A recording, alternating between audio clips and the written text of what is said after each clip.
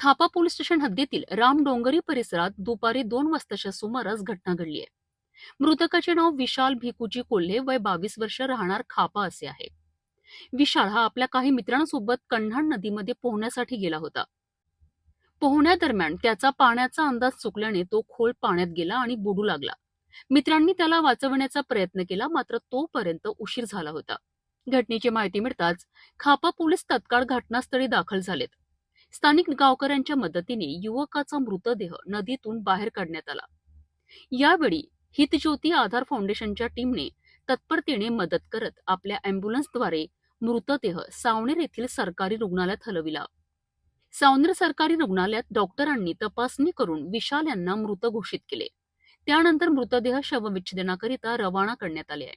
या घटनेमुळे खापा परिसरात हळहळ व्यक्त होत असून कुटुंबियांवर दुःखाचा डोंगर कोसळला आहे. नदी परिसरात सुरक्षेची उपाययोजना आणि सावधानतेची गरज पुन्हा एकदा अधोरेखित झाली आहे. खापा पोलीस पुढील तपास करीत आहेत.